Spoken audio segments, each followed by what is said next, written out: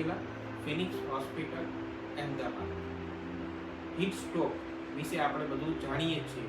ઉનાળાની સખત ગરમીમાં જ્યારે તાપમાન 45 ડિગ્રીથી વધારે હોય ત્યારે શરીરનું તાપમાન વધી જાય અને એને કારણે હીટ સ્ટ્રોક થાય છે.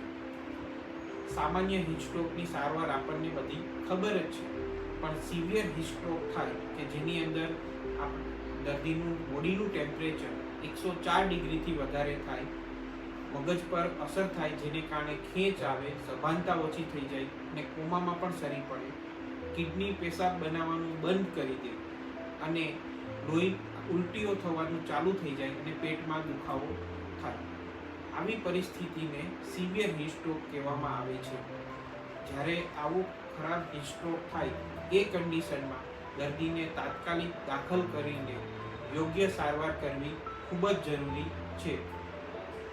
આપણે આજે એવા જ એક દર્દી વિશે જાણીશું કે જે હીટ સ્ટ્રોકને કારણે ફિનિક્સ હોસ્પિટલમાં દાખલ થયા હતા. દાખલ થયા ત્યારે એમનું બોડીનું ટેમ્પરેચર 107 ડિગ્રી હતું. એમને ખેંચ આવતી હતી, સભાનતા નહોતી, ઉલટીઓ થતી હતી, કિડની પેશાબ બનાવવાનું બંધ કરી દીધું હતું અને ક્રિએટિનિન એમનું 3થી પણ વધારે હતું.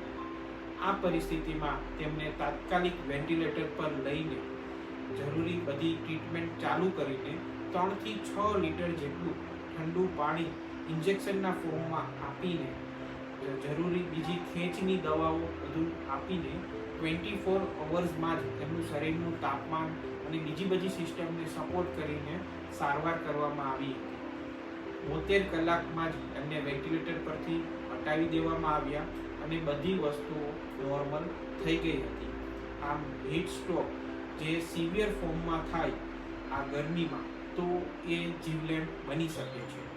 પેશન્ટના સગાનો આપણે ઓપિનિયન લેશું કે એમને આ 3 થી 5 દિવસની સારવાર દરમિયાન કેવું લાગ્યું?